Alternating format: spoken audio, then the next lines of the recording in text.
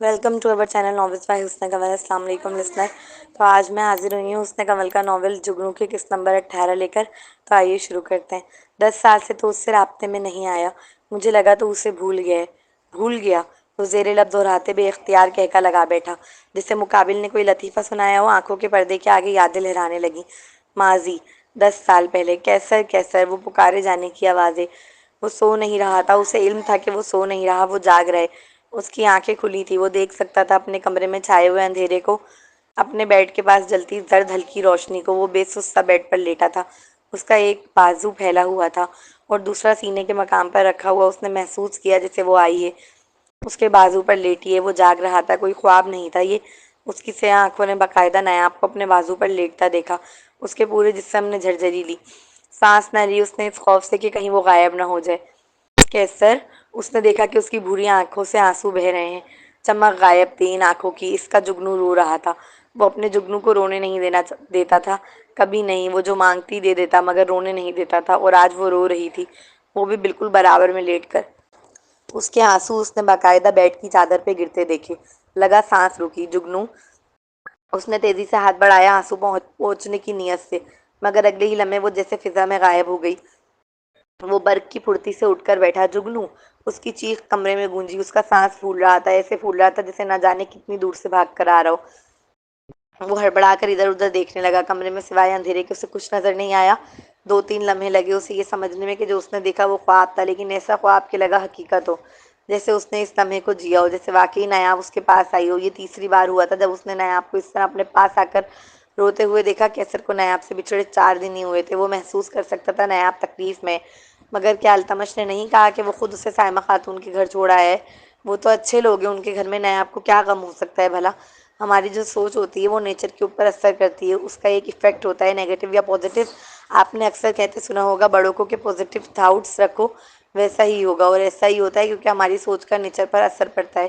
جب ہم کسی چیز کو بہت ہی شدت اور وداؤٹ اینی ڈسٹریکشن یاد کر رہے ہوتے ہیں اپنے دماغ میں، تو اس شخص تک ہمارا میسج پہنچ جاتا ہے۔ یہ بالکل سائنٹیفکلی پاسبل ہے۔ ہوتا یہ ہے کہ ہمارا برین کچھ سگنلز اور ویوز ریلیز کرتا ہے جو اسی کے ساتھ جا کے انٹریکٹ کرتی ہیں جسے ہم یاد کر رہے ہوتے ہیں، پھر چاہے وہ کتنا ہی دور کیوں نہ ہو۔ اور یہ ایگزٹ کرتا ہے، جس طرح نظر اثر کرتی ہے اس طرح یہ بھی اثر کرتا ہے۔ اسے ٹیلی پیتھی کہتے ہیں۔ نایاب غیر ارادی طور پر اس وقت اکیلے گھر میں ٹیلی پیتھی کے ذریعے کیسر کو سگنل دے رہی تھی۔ یہ ممکن نہیں کہ ایک انسان تکلیف میں اور دوسرے کو اس کی تکلیف نہ پہنچے۔ وہ خود ہی کو دلاسے دے رہا تھا کہ نایاب ٹھیک ہوگی، مگر دل ماننے کے لیے تیار نہیں ہوا تھا۔ جب بچہ تکلیف میں ہوتا ہے نا تو ماں کو الہام کی مانند خبر ہو جاتی ہے۔ بالکل وہی حال کیسر کا تھا۔ اگلا سین، صبح سے بھوکا پیاسا بھاگتا پھر رہا تھا۔ وہ صبح سے بھاگتے بھاگتے اب رات ہو چکی تھی۔ وہ کبھی کسی گلی میں جاتا تو کبھی کسی میں، سب جگہ سنسانیت کا راج تھا۔ آج ٹھنڈ کافی تھی۔ بھاگتے بھاگتے وہ ایک اپارٹمنٹ میں گھس گیا تھا۔ وہ پاکستان سے پہلی بار باہر آیا تھا، نہ تو وہ یہاں کے رستوں سے واقفیت رکھتا تھا نہ لوگوں سے۔ امریکہ جیسے ملک میں وہ تنہا تھا، اور صرف 19 سالہ کم عمر لڑکا۔ کہاں جائے، کس سے مدد مانگے، کس طرح یہاں سے نکلے، اسے کچھ سمجھ نہیں آ رہا تھا۔ اسے اچھے سے علم تھا کہ عبدالرحمن صاحب کو اب تک خبر مل گئی ہوگی اس کے بھاگنے کی، اور اسے ڈھونڈنا بھی شروع کیا جا چکا ہوگا۔ وہ ان کے ہاتھ نہیں آنا چاہتا تھا، کسی صورت نہیں۔ اس نے سوچ لیا تھا وہ پاکستان پہنچ کر نایاب کو لے کے کہیں بہت دور چلا جائے گا۔ ان کے ہاتھ نہیں آئے گا جو وہ اسے جدا کر سکیں اس کے جگنو سے۔ اسے اب تھکن ہو گئی تھی۔ صبح سے بھاگتے بھاگتے وہ بری طرح تھک چکا تھا۔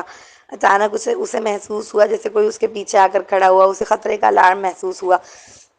اگلے ہی پل وہ برق کی پھرتی سے اٹھ کر بھاگنے لگا تھا۔ تم چور ہو لڑکے، اسے بھاگتا ہوا دیکھ جو پیچھے سے آواز آئی، وہ اس کے قدم جما گئی۔ وہ انگریزی زبان میں پوچھ رہے تھے۔ وہ کوئی اس کا جاننے والا نہیں تھا، اس لیے اسے بھاگنے کی ضرورت نہیں تھی اب۔ نہیں نہیں نہیں تو وہ مڑ کر اس ادھیڑ عمر شخص کو دیکھ نرمی سے انہی کی زبان میں گویا ہوا، میری بیٹی کے بوائے فرینڈ ہو؟ وہ ایک ہاتھ کمر پر ٹکا کر کسی تفتیشی افسران کی طرح پوچھ رہے تھے۔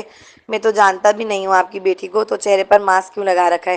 ان کا لہجہ ابھی بھی مشکوک تھا۔ کیونکہ فلو ہے مجھے، دوسروں کو جراثیم نہ لگیں اس لیے لگا رکھا ہے، اس سے آنکھوں والے نوجوان نے آہستگی سے جواب دیا۔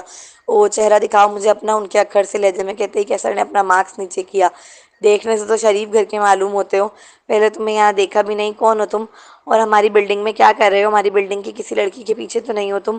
ان کا آخری سوال سن وہ بمشکل ہی اپنی مسکراہٹ روک سکا تھا۔ जिस उम्र में वो था इस उम्र के लड़कों का आजकल यही मशगला है। इनकी गलती नहीं थी। नहीं, मैं किसी लड़की के पीछे नहीं आया आपकी बिल्डिंग में, मैं तो बस घर जा रहा था। रास्ते में कुछ अमीर लड़के मेरे पीछे पड़ गए तो मैं यहाँ छुपने के लिए आ गया हूँ। अच्छा तो ये मामला है, चलो तुम मेरे साथ चलो, मैं तुम्हें तुम्हारे घर छोड़ देता हूँ। वो साहब फौरन ही आगे बढ़े थे उसकी मदद करने के लिए। अब वो क्या बताता कि अपने घर से ही भाग कर आया है। नहीं, मैं आपको किसी मुश्किल में नहीं डालना चाहता, मैं बस थोड़ी देर यहाँ बैठूंगा फिर चला जाऊंगा खुद ही। ठीक है लड़के, वो कहते हुए बाहर की जानिब चल दिए। जबकि उनके जाने के बाद वो वहीं सीढ़ी पर बैठ गया था।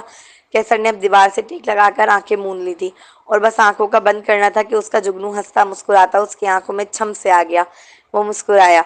वो साहब जब बेकरी से सामान लेकर वापस लौटे तो कैसर को वहीं सोता हुआ पाया। कोई कह सकता था इस लड़के को देखकर कि वो अब्दुल रहमान साहब का इकलौता बेटा, जो वहां पर सर्दी की रात में सीढ़ियों पर बेयारो मददगार बैठा खुद में सिमटे हुए सो रहा है। लड़के, घर नहीं गए तुम? बस उनकी गर्म मिजाज आवाज का कानों से टकराना था कि कैसर की फौरन आंख खुली। वो वैसे भी चौकन्ना होकर सो रहा था। वो बस जा रहा हूँ अंकल, आंख लग गई थी मेरी। वो दोनों हाथों से अपना मुंह रगड़ते हुए उजलत से उठकर खड़ा हुआ। उसके कंधे पर ब्लैक बैग टंगा देख मुकाबिल खड़े हजरत सोच में पड़े। तुम घर से भागे हो? नहीं, कैसर को वहां रुकना सेफ न लगा। कहीं ऐसा ना हो कि वो आदमी उसे घर से भागा हुआ बच्चा समझकर पुलिस के हवाले कर दें। अगला सीन, वो कम उम्र से आंखों वाला हसीन लड़का ब्लैक लेदर जैकेट और ब्लू जीन्स में मलबूस चेहरे को ब्लैक मास्क से कवर किए, सीधे कंधे पर बेग टंगाए, सर्द रात में रात के 3 बजे के करीब, दोनों हाथों कर सीने पर लपेटे, मारा मारा न्यूयॉर्क के शहर ब्रॉकलिन की सड़कों पर फिर रहा था। ऊंची ऊंची इमारतें, रोशनियों से सजा शहर। मगर वो कब देख रहा था? उसे तो ठंड भी कोई खास महसूस नहीं हो रही थी, भूख प्यास का भी कोई एहसास नहीं था। पाकिस्तान जाने के लिए उसके पास पासपोर्ट और वीज़ा होना बहुत ज़रूरी था, जो नहीं था उसके पास। इस लम्हे उसे ज़रूरत थी किसी की मदद की। वो बगैर मदद के नहीं निकल सकता था यहाँ से। उसे लगा अब उसे जैद को कॉल कर लेनी चाहिए ताकि उससे मदद ले सके। इन मामलात में उसका दिमाग वैसे भी बहुत चलता है। उसे अंदाज़ा था कि उसकी लोकेशन ट्रेस हो सकती है, इसलिए इस रोड का इंतखाब किया जहां आवाम का हुजूम नजर आ रहा था। रात के दूसरे पहर भी उसने जैद को कॉल करने की नीयत से अभी सेल ऑन ही किया था कि उसे व्हाट्सएप पर अल्तमश के नंबर से वीडियो रिसीव हुई। यकीनन अल्तमश जानता होगा वो भाग चुका है, फिर उसका यूं वीडियो भेजना खतरे का अलार्म था। उसके हाथ हल्के से लर्जे। कैसर ने सुबह से अब तक किसी को भी अपने पीछे आते नहीं देखा, ना ही पुलिस को खुद को ढूंढता हुआ देखा। जैसे सब कुछ बहुत पुरसुकून हो, जैसे कुछ हुआ ही ना हो। मगर ऐसा कैसे मुमकिन था कि वो भाग कर आए और अब्दुल रहमान साहब ने कुछ किया ही ना हो, कोई कार्रवाई नहीं। सुबह से छाई खामोशी में बर्पा तूफान यकीनन इस एक वीडियो में था और वो ये बात समझ चुका था। उसने गले में थूक निकलते वीडियो क्लिक की और बस वीडियो का चलना था कि सबसे पहला जो चेहरा स्क्रीन पर नमूदार हुआ वो नायाब का था, उसके जुगनू का। कितने दिनों बाद उसका चेहरा देखा था। वो मुस्कुराती हुई जरियाब के साथ गार्डन में खड़ी नजर आई थी। जरियाब उसे छेड़ने के लिए उसकी पोनी खींचकर भागा था, मगर वो वहीं खड़ी मुस्कुराते हुए उसे देखती रही। वो वीडियो में भी देख सकता था कि वो चमकती आंखें कितनी मांद पड़ी हुई थी। उसकी आंखों से आंसू लावे की तरह दहकते हुए चेहरे से फिसलकर हाथों की पुष्ट पर गिरे तो एहसास हुआ कि वो रो रहे। उसे आहिस्ता आहिस्ता स्क्रीन धुंधली नजर आने लगी। आंसू के सबब रंग चमक रहे थे स्क्रीन के, जिसमें से शुआएं निकल रही थी। नजर नहीं आ रहा था चीखता अब। उसने अपनी आंखें फौरन ही रगड़ी। कब खबर थी कि वो 6 साल बच्ची जान से प्यारी हो जाएगी, कि सब कुछ छोड़कर भी उसे पाने की चाह करेगा। फक्त निकाह तो उसकी जायदाद छीनने के लिए हुआ था, उल्टा अपना ही सब कुछ गवा बैठा। वो अपनी आंखों में आने वाले पानी से भी इस लम्हे झिंझला रहा था कि वो उसे देखने में मुश्किल पैदा कर रहे थे। आंखें झिंझलाकर रगड़ते हुए जब उसकी दोबारा वीडियो पर नजर गई तो अब कैमरे का एंगल बदल गया था। इसे एक शख्स दिखाई दिया जो नायाब से कुछ फासले पर खड़ा था और कैसर को लगा उसका सांस रुका हो। इस लड़के के चेहरे पर कोई मार्क्स नहीं था, वो धड़ल्ले से खड़ा था, उसकी खबासत से भरी निगाहें कैसर देख सकता था कि उसके जुगनू पर टिकी हैं। वो ब्लैक कलर के शॉल पहने हुए था। कैसर के हाथ लरजने लगे, अपने जिस्म से जान निकलती मालूम हुई। कैसर ने देखा उसने शाल के नीचे से गन ऊपर की है। इससे यहाँ आंखों वाले लड़के ने बेबसी से इधर उधर देखा। वो ब्रुकलिन के पुरहजूम रोड पे खड़ा था और वो सब पाकिस्तान में चल रहा था उससे मीलों दूर। वो चीखे, रोए, चिल्लाए, लोगों को बुलाए, लेकिन कोई मदद नहीं कर सकता था। इस लम्हे उसकी बेबसी सी क़यामत। उसमें फिर देखा स्क्रीन की जानिब। उस आदमी ने गन लोड की। नहीं, प्लीज नहीं, वो बच्ची है, वो छोटी है अभी। नहीं डैड, जुगनू, कोई मदद करो मेरी। वो रोते हुए नीचे की जानिब बैठता गया। वो पागलों की तरह चीख रहा था मगर सहल हाथ से नहीं छोड़ रहा था। डैड प्लीज नहीं, वो मेरा जुगनू है, उसकी कोई गलती नहीं है इन सब में। डैड नहीं। उसकी आंखों से झरझर मोती बह रहे थे। लग रहा था वहां गोली चलेगी और यहाँ जान निकल जाएगी। इस शख्स की गोली का निशाना अब नायाब की जानिब था। सांवली से रंगत का कम उम्र लड़का था वो, जिसने नीले कलर की कमीज शलवार जेब तन किए हुए थी, जिसपे ऊपर ब्लैक शॉल ली हुई नजर आ रही थी। वो काफी दुबला पतला सा था। چھوٹی آنکھیں، گھنگریالو بال، وہ شخص جیسے کیسر کی آنکھوں میں بیٹھ گیا تھا۔ انسان کتنا بے بس ہے، اس بات کا احساس کیسر عبد الرحمن کو اس لمحے ہوا تھا۔ وہ چیخ رہا تھا، رو رہا تھا، مگر کچھ بھی کرنے سے قاصر تھا۔ وہ نیاب کو نہیں بچا سکتا تھا، وہ اپنے جگنو کو نہیں بچا سکتا تھا، وہ کچھ بھی نہیں کر سکتا تھا۔ ہاتھ بندھے ہوئے نہیں تھے، مگر بندھے ہی لگے اس لمحے کی بے بسی۔ واللہ قیامت تھی۔ اس لڑکے نے گولی چلا دی۔ بالکل سامنے اس کا جگنو کھڑا تھا۔ جگنو ہٹو وہاں سے، ہٹو پلیز، ہٹو، ہٹ جاؤ۔ اللہ میرے اللہ، یا اللہ مدد کر، وہ چیخا۔ وہ چیخ لرزہ خیز تھی، آسمان کو ہلا دینے والی۔ وہ خدا سے مدد مانگ رہا تھا، گڑ گڑا رہا تھا، رو رہا تھا، بلک رہا تھا۔ وہ پتھرائی آنکھوں سے دیکھ رہا تھا پورا منظر بے بسی کی انتہا کو چھوتے۔ وہ ایک فلم کی طرح اپنی تباہی چلتی دیکھ رہا تھا۔ گولی چلی۔ اس نے سانس روکے وہ دل دہلا دینے والا منظر دیکھا۔ گولی نیاب کی گردن سے ہو کر پیچھے گئی۔ اس گولی نے نیاب کو مس نہیں کیا تھا، لیکن اگر نیاب ایک انچ بھی ہلتی تو گولی نے اس کی گردن سے آر پار ہو جانا تھا۔ ویڈیو اس منظر کے بعد ختم ہو گئی۔ اگلے ہی پل اس کا سیل رنگ ہوا۔ وہ التمش کی کال تھی۔ اس نے بغیر سوچے سمجھے کال ریسیو کی۔ اگر میرے جگنو کو ایک خروش بھی آئی تو تم لوگوں کو کتے کی موت ماروں گا، اور سب سے پہلے ماروں گا تجھے۔ اب بس تو دیکھتا جا میں تیرا حال کیا کرتا ہوں۔ التمش تو الٹی گنتی گننا شروع کر بس۔ اس کے دماغ کی رگیں تنی ہوئی تھی، چہرہ سرخ تھا انگارے کی طرح، گردن لال ہو رہی تھی، سانسیں اتنی تیز چل رہی تھی جیسے کہیں بہت دور سے بھاگتا ہوا آ رہا ہو۔ کیسر، یہ صرف وارننگ تھی، گھر واپس آ جاؤ، ورنہ کوئی بعید نہیں کہ اگلی گولی اس کی سانس کی نالی کے آر پار ہو جائے۔ ایسا لگا جیسے اس نے کیسر کی کوئی دھمکی سنی ہی نہ ہو۔ بڑے ماسٹر کا حکم ہے کہ آپ نایاب بی بی سے کسی قسم کا کوئی تعلق نہیں رکھیں گے اور صرف اپنی پڑھائی پر دھیان دیں گے۔ اگر آپ چاہتے ہیں وہ بچی زندہ رہے تو وہی کرے جو بڑے ماسٹر چاہتے ہیں، ورنہ آپ اچھے سے جانتے ہیں ان کے لیے کچھ بھی مشکل نہیں۔ اپنی بات سخت وارننگ آمیز لہجے میں کہہ کر اس نے کال کاٹ دی۔ اس کا تنفس تیز تھا، دماغ کی رگیں پھٹتی معلوم ہوئی۔ اس کے ہاتھ سے اب سیل گر چکا تھا۔ وہ سمجھ گیا تھا ابھی وہ اتنا طاقتور نہیں ہے کہ عبد الرحمن صاحب سے لڑ سکے اور اپنے جگنو کو ان سے بچا سکے۔ اس لیے بہتر یہی ہے کہ وہ چپ چاپ وہی کرے جو وہ چاہتے ہیں۔ اپنی سرخ آنکھوں سے آنسو رگڑ کر وہ کھڑا ہوا، جھک کر اپنا سیل اٹھایا اور واپس چل دیا۔ بھاگنے کا ارادہ ترک کر دیا تھا۔ اب وہ نیاب کی زندگی کو خطرے میں نہیں ڈال سکتا تھا۔ اگلا سین وہیں دوسری جانب التمش سیل ہاتھ میں پکڑے اپنی صبح عبد الرحمن صاحب سے ہوئی گفتگو کو یاد کرنے لگا۔ وہ پرسکون انداز میں بیٹھے چائے کا کپ منہ سے لگانے ہی لگے تھے جب التمش بھاگتے ہوئے ان کی جانب آیا۔ عبد الرحمن صاحب نے اس کے چہرے کے تاثرات سے ہی بھانپ لیا تھا کہ کچھ گڑبڑ ہوئی ہے، اور سب سے پہلا شک ان کا اپنے لائق فائق بیٹے کی جانب گیا۔ اس کے علاوہ اور کون ہو سکتا ہے جو ان کی صبح کی چائے بھی حرام کر دے؟ کیا کیا اس الو کے پٹھے نے اب؟ التمش نے تو ابھی کچھ کہا بھی نہیں تھا، اس سے پہلے ہی عبد الرحمن صاحب پوچھ اٹھے، آپ کو کیسے پتا کہ میں چھوٹے ماسٹر کی خبر لایا ہوں؟ التمش حیران ہو کر استفسار کر رہا تھا۔ مقابل کے سوال پر وہ ناگواری سے سر جھٹکنے لگے۔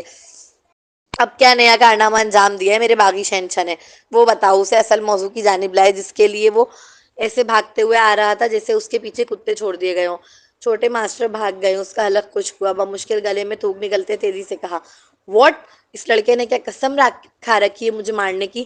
وہ اس قدر غصے میں اٹھے تھے کہ التمش فوراً ہی ڈر کر ایک قدم پیچھے ہوا۔ اتنے گارڈز ہونے کے باوجود وہ بھاگا کیسے؟ یہی تو گارڈز بھی پریشان ہیں، التمش اپنی گدی کو جاتے ہوئے کنفیوز و لچکدار لہجے میں بتا رہا تھا۔ عبد الرحمن صاحب غصے سے اپنی دونوں مٹھیاں بیچے کھڑے تھے۔ دیکھنے سے ہی معلوم ہو رہا تھا کہ پارا بہت ہائی کر چکا ہے کیسر ان کا۔ اب کیا کرنا ہے؟ اس نے ڈرتے ڈرتے استفسار کیا، مومن کی بیٹی کہاں ہے؟ التمش الجھا، کیسر کی بات کرتے کرتے نیاب کا ذکر کہاں سے آ گیا؟ وہ مسٹر کیسر کے وکیل ہیں، زید، ان کی بہن کے گھر ہے، دو بدو جواب دیا۔ التمش خود بھی حیران تھا کہ نیاب وہیں پہنچی ہے جہاں کیسر اسے پہنچانا چاہتا تھا۔ زید زندہ بچ گئی وہ؟ میں بھول کیسے گیا، غلیظ خون ہے، اتنی آرام سے نہیں مرے گا، انہوں نے نہایت حقارت سے کہا، جو التمش کو برا لگا۔ وہ کیسے اتنی سی بچی کو اتنا برا بھلا کہہ سکتے تھے؟ مگر ان کا زخم بھی تو بہت گہرا تھا، انہوں نے بھی تو اپنی بیٹی، اکلوتی بیٹی کھوئی تھی اس لڑکی کے باپ کی حوث کے ہاتھوں۔ تو چھوٹے ماسٹر کا کیا کرنا ہے؟ وہ گہری سوچ میں نظر آ رہے تھے جب التمش نے انہیں مخاطب کر کے دوبارہ پوچھا۔ کچھ نہیں، اس کی جان جس طوطے میں قید ہے ہم اسی کی گردن مڑوڑ دیں گے سب سے پہلے۔ التمش نے انہیں دانت پیستے ہوئے کہتے سنا، حملہ کرواؤ اس پر، گولی اس کی گردن کو چھو کر گزرتی نظر آنی چاہیے، اور اس کی ویڈیو بنا کر بھیجو ذرا میرے برخوردار کو، وہ جہاں کہیں بھی چھپا ہوگا خود آئے گا نکل کر۔ اب جب تک ہمارے پاس اس کی کمزوری موجود ہے ہمیں ضرورت نہیں ہے اس کے پیچھے بھاگنے کی۔ انہیں صرف اپنا بیٹا پیارا تھا، اور اگر ان کا بیٹا نایاب میں اپنی جان بسا بیٹھا تھا تو ٹھیک ہے، وہ اب نایاب کو ہی مہرے کی طرح استعمال کریں گے اسے اپنا فرمانبردار بنائے رکھنے کے لیے۔ اور اگر چھوٹے ماسٹر ویڈیو دیکھنے کے بعد بھی واپس نہ آئے تو؟ التمش نے اپنا شبہ ظاہر کیا، کیا تم نے نایاب کے پیچھے اس کا پاگل پن نہیں دیکھا یا اس کی جنونیت نہیں دیکھی؟ نایاب کے لیے اپنے لہجے میں کدورت سموئے تنزیہ مسکراتے ایک آئی برو جھکا کر استفسار کر رہے تھے۔ جی بہتر، اور التمش سے کہیں زیادہ، التمش نے سے زیادہ کس نے دیکھا ہے کیسر کے جنون کو؟ فون کا آرڈر ملتے ہی اسبات میں سر ہلا کر حکم کی تعمیل کے لیے چل پڑا تھا۔ اگلا سین، پورے راستے اس کی آنکھوں کے آگے وہ منظر چلتا رہا۔ وہ سوچنا بھی نہیں چاہتا تھا کہ کیا ہوتا اگر نایاب ایک انچ بھی ہل جاتی یا سامنے والے کا نشانہ غلط ہو جاتا۔ وہ مردہ قدم لیتے صبح تک گھر پہنچ گیا تھا۔ جب وہ گھر پہنچا تو فجر کی نماز کا وقت تھا۔ اس نے سب سے پہلے وضو کے لیے باتھ روم کا رخ کیا۔ لڑنا تو دور، اس نے کسی سے بات تک نہیں کی تھی، ورنہ گارڈز تو ڈرے ہوئے تھے کیونکہ التمش نے آرڈر دیا ہوا تھا کہ اگر وہ آ کر غصہ کرے یا مارے پیٹے تو برداشت کر لیں، اور اگر خود کو نقصان پہنچانے کی کوشش کرے ہو تو اسے نہ پہنچانے دیں۔ اسے وضو نہیں آتا تھا ٹھیک طرح، مگر تھوڑا بہت یاد تھا، مسجد میں بزرگ کا سکھایا ہوا ویسے ہی کر لیا۔ جائے نماز کہاں ہے؟ اس کی جائے نماز مانگنے پر گارڈز ایک دوسرے کو حیرت سے دیکھنے لگے۔ یقین جو نہیں آ رہا تھا اپنے کانوں پر۔ اور کیسر عبد الرحمن کب نماز پڑھا کرتا تھا؟ میں نے کہا جائے نماز کا ہے۔ ان کے گھر میں کوئی نماز پڑھنے کی جگہ نہیں تھی، خاص کوئی پڑھتا تو ہوتی نا۔ گارڈز نے اسے جائے نماز لا کر دی، کمرہ لاک کرنے لگا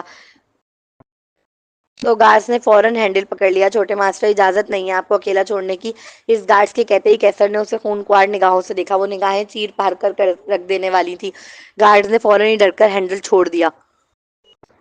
اس نے دروازہ لاک کر لیا، خود کو اندر کمرے میں بند کر لیا۔ اب نماز ادا کرنا شروع کی۔ اب کمرے میں صرف وہ تھا، مگر کیا وہ اکیلا تھا؟ بظاہر تو ہاں وہ اکیلا تھا، مگر حقیقی نہیں، وہ اکیلا نہیں تھا۔ نماز پڑھنے والا اکیلا نہیں ہوا کرتا، اس کا اللہ ہوتا ہے اس کے ساتھ۔ جب پہلی بار سجدے میں گیا تو نارمل رہا، جب دوسری بار گیا تو سجدہ تھوڑا طویل ہوا۔ اب فرض کی باری تھی، فرض کی رکعت شروع کی۔ اب کہ جب پہلا سجدہ کیا تو آنکھوں سے آنسو بہنے لگے۔ وہ آہستہ آہستہ اپنے رب کے آگے بکھرتا جا رہا تھا، جذبات منتشر ہو رہے تھے۔ سجدے سے اٹھا تو اس کا پورا وجود ہل رہا تھا۔ وہ کھڑا ہو گیا قیام میں۔ قرأت کرنا چاہی مگر لفظ لرزتی زبان کے ساتھ ادا ہو رہے تھے۔ اسے صرف سورہ اخلاص اور کوثر ہی آتی تھی، اس کی تلاوت کر رہا تھا۔ اب کہ جب سجدے میں گیا تو رونے لگا۔ اس کے رونے میں آواز نہیں تھی، مگر اس کا پورا وجود لرز رہا تھا۔ کوئی پوچھے کیسر عبد الرحمن سے وہ کیا فیس کر کے آیا تھا کچھ گھنٹوں پہلے، وہ بتائے گا وہ اپنی اوقات دیکھ کر آیا تھا، دنیا میں اپنی بے بسی کا عالم دیکھ کر آیا تھا، اپنے غرور کو چور چور ہوتے دیکھ کر آیا تھا۔ وہ سجدے میں اتنی دیر تک روتا رہا کہ جب وہ اٹھا تو جائے نماز کا وہ حصہ گیلا ہو چکا تھا جہاں اس نے سجدہ کیا۔ میں بہت کمزور ہوں یا اللہ، میں نہیں کر سکتا اس کی حفاظت۔ آج اسے میرے سامنے نشانہ بنایا گیا اور میں کچھ بھی نہیں کر سکا، کچھ بھی نہیں سوائے رونے اور چیخنے کے۔ میں نے آج اپنی بے بسی کی انتہا کو دیکھا۔ میں نے جانا میں کچھ بھی نہیں کر سکتا، میں کچھ نہیں۔ وہ بچوں کی طرح بیٹھ کر پھوٹ پھوٹ کر رو رہا تھا دعا میں۔ اور اس دن کا دن ہے اور آج کا دن کیسر عبد الرحمن کی کوئی نماز قضا نہ ہوئی۔ وہ آج بھی ہر نماز کی دعا ہے، مانگ لوں تجھ سے تجھی کو کہ سبھی کچھ مل جائے، 100 سوالوں سے یہی ایک سوال اچھا ہے۔ اگلا سین، اسے دکھ پہنچا تھا جب نایاب نے اپنا فیس بک پر اکاؤنٹ بنایا مگر اس سے رابطہ نہ کیا۔ وہ دنیا کا پہلا شوہر تھا جو اپنی 6 سالہ بیوی کے لیے ہر مہینے باقاعدگی سے جیب خرچی بھیجتا تھا۔ 10 سال میں بھیجنے والی جیب خرچی بڑی ہی تھی، کبھی کم نہ ہوئی، کبھی وہ بھیجنا نہ بھولا۔ میمونہ خاتون کے پاس اس کا نمبر تھا مگر اس لڑکی نے کبھی رابطہ نہ کیا۔ اس نے نیاب کی 14ویں سالگرہ پر موبائل تحفے میں بھیجا۔ یہ وہی سال تھا جس میں عبد الرحمن صاحب کا پورا بزنس ٹیک اوور کیا تھا۔ اس سے آنکھوں والے لڑکے نے موبائل میں اپنا نمبر سیو کر کے بھیجا تھا مگر اس لڑکی نے پھر بھی کانٹیکٹ کرنے کی زحمت نہ کی۔ کیا وہ نہیں جانتی اس پوری دنیا میں اس کا ایک ہی خیر خواہ ہے کیسر عبد الرحمن؟ وہ پابندیوں میں جکڑا تھا۔ نیاب کو کس نے روکے رکھا تھا؟ آج تک اس نے کبھی رابطہ کیوں نہ کیا؟ شاید وہ رابطہ کرنا ہی نہیں چاہتی تھی۔ ٹھیک ہے نہ ہے تو نہ صحیح، ٹھیک ہے نہ ہے تو نہ صحیح دلبر، اس دل کو یہ سمجھا لیا ہم نے۔ اسے اپنے والد کا پورا بزنس ٹیک اوور کیے 2 سال گزر گئے تھے لیکن اس نے اب رابطہ نہ کیا، نہ ہی کوشش کی۔ کیوں کرے رابطہ جب مقابل چاہتی ہی نہیں؟ ہاں، اس کا فیس بک اکاؤنٹ چیک ضرور کرتا تھا روز کی بنیاد پر۔ امید تھی کبھی تو آئے گی، کبھی تو یاد کرے گی۔ کیا اتنا آسان تھا اسے بھول جانا؟ اور ایک دن اچانک وہ 10 سال بعد اسے اپنے ہی کنسرٹ میں نظر آئی۔ وہ سامنے کھڑی تھی، آنکھوں میں بلا کی خفگی تھی اس کے، مگر وہ تو یہی خوش تھا کہ وہ آئی۔ نہ کوئی میسج، نہ کوئی کال، نہ کسی سوشل اکاؤنٹ سے رابطہ کرنے کی کوشش، لیکن وہ خود چلی آئی۔ اس سے بڑی اور کیا بات ہو سکتی تھی؟ وہ آ گئی، سارے پرانے گلے شکوے ختم ہو گئے۔ خود ہاتھ پکڑ کر اپنا نمبر اور گھر کا ایڈریس دیا۔ پہل کر چکا تھا وہ، اب چاہت تھی مقابل کے قدم بڑھانے کی۔ میلوں کے فاصلے تھے، صرف ایک کے قدم بڑھانے سے تو نہیں ختم ہونے تھے نا۔ اس نے اپنا پرائیویٹ نمبر دیا تھا اپنے جگنو کو۔ پہلے وہ کبھی بھی اپنے موبائل کو اتنا خاص سنبھال کے نہیں رکھتا تھا جتنا نیاب کو نمبر دینے کے بعد رکھنے لگا تھا۔ وہ موبائل اب ہر وقت اس کے سینے سے لگا رہتا تھا، حتیٰ کہ سوتے وقت بھی۔ وہ تکیے پر بالکل سر کے قریب رکھ کر سوتا تھا، اس خوف سے کہ کہیں ایسا ایسا نہ ہو رات میں بیل بجے اور وہ نیند میں ہونے کے سبب ریسیو نہ کر سکے مگر کوئی کال نہ آئی۔ اگلا سین، آج صبح نئے آپ کے سوشل اکاؤنٹ پر ذریعے آپ کی پک شیئر ہوئی، happy birth day my dear future husband کے کیپشن کے ساتھ۔ وہی جانتا ہے کیا گزری تھی اس کے دل پر، کتنی دیر وہ اس پوسٹ کے اوپر لکھے لفظوں کو دیکھتا رہا۔ کبھی کبھار کسی کو مارنے کے لیے ہتھیاروں کی ضرورت نہیں پڑتی، آپ کے سخت الفاظ وہ ہی کافی ہوتے ہیں۔ اور وہ لڑکی تو جانتی بھی نہیں ہوگی کہ اس کے الفاظوں نے کسی کو کتنی بری طرح گھائل کر دیا ہے۔ اس کی آنکھیں انگارے کی مانند سرخ ہو گئی تھی، دیکھنے والوں کو گمان ہو رہا تھا کہ لہو بہہ نکلے گا۔ فیوچر ہسبینڈ، وہ ہاتھ میں پکڑے پین پر اپنا دباؤ بڑھاتے زیر لب دانت پیستے ہوئے بڑبڑایا۔ نیاب اور کیسر میں ایک چیز بڑی کامن تھی، اب وہ تھا ان کا اپنے ایموشنز کو کنٹرول کرنا۔ نیاب اپنے ہائی آئی کیو لیول کے سبب اپنے ایموشنز کو کنٹرول کر سکتی تھی، مگر کیسر نے اپنے ایموشنز کو کنٹرول کرنا خود سیکھا تھا وقت کے ساتھ۔ وہ لڑکی تو جانتی بھی نہیں ہوگی کہ ذریعہ آپ کے ساتھ اس کی فیس بک اکاؤنٹ پر شیئر ہونے والی ہر تصویر دیکھتا تھا وہ۔ کیا اس نے زید سے نہیں کہا تھا کہ وہ اس کی بیوی اور اسے پسند نہیں؟ ذریعہ کی نیاب سے دوستی، زید چاہتا تو نیاب کو بتا دیتا کہ وہ کیسر کے نکاح میں وہ خود ہی دور ہو جاتی ذریعہ سے، مگر اس نے ایسا نہیں کیا۔ دوست ہونے کے باوجود اس نے پیٹھ میں خنجر کھونپا۔ اس پوسٹ کے نیچے بھی زید کا کمنٹ موجود تھا جو ہمیشہ خوش رہنے کی دعائیں دے رہا تھا انہیں۔ وہ کیسے نہ جلتا؟ حال اس کا کہکا پورے گارڈن میں گونج رہا تھا۔ اگر اتنی ہی اچھی لگتی تھی، اتنی ہی محبوب تھی تو چھوڑ کر کیوں بھاگا تھا؟ زید اس کے یوں ہنسنے پر جل کر پوچھ اٹھا، تو میرا باپ نہیں لگتا سالے جو تجھے صفائیاں دوں؟ کیسر عبد الرحمن اور صفائیاں دیتا پھرے لوگوں کو ناممکن۔ طلاق سے لہجے میں جواب دے کر اس نے مقابل کو چپی لگائی۔ زید نے غصے سے اپنی مٹھیاں بھینچی، کچھ لمحے وہ بول نہ سکا۔ دل کے کسی کونے میں زید جانتا تھا وہ غلط ہے، اس نے کیسر کے ساتھ غلط کیا، اسے چاہیے تھا کہ وہ نیاب کو نکاح کا بتا دیتا، پھر نیاب کا فیصلہ وہ جو چاہے کرتی، مگر اوپری طور پر وہ ہٹ درم بنا ہوا تھا۔ وہ نہیں ماننا چاہتا تھا کہ وہ غلط ہے، جس کی دلیل وہ یہ دے رہا تھا کہ کیسر بھاگ گیا تھا نیاب کو چھوڑ کر۔ اگر اس نے نیاب کو نہیں بتایا ان دونوں کے نکاح کا تو اس نے کوئی غلط کام نہیں کیا۔ نیاب کا بھی حق تھا زندگی پر، خوشیوں پر جو اسے دریاب دے رہا تھا، ورنہ کیسر تو بھاگ گیا تھا۔ تو ایک گھٹیا آدمی ہے، میں بس اتنا ہی کہوں گا، مجھ سے دشمنی تھی، مجھ سے خار تھی تو مجھ پر نکالتا، کنزا بیچاری کو ان سب میں کیوں گھسیٹا؟ ایک منٹ، کس نے کہا میں نے اسے گھسیٹا؟ وہ ناسمجھی سے پوچھنے لگا، پھر مقابل کا جواب دینے کا انتظار کیے بغیر، تو خود کو کچھ زیادہ اہمیت دے رہے، سو کول ڈاؤن برو۔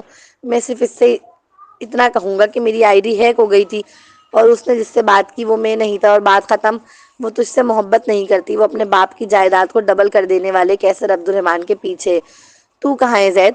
تو کہیں نہیں ہے۔ آخری جملہ وہ مفہومانہ انداز میں سمجھاتے اسمارٹ مسکراہٹ ہونٹوں کے کناروں پر سجائے گویا ہوا تو زید کا دل ڈوبا۔ تجھے میرے پیٹھ میں خنجر گھونپتے وقت ہزار بار سوچنا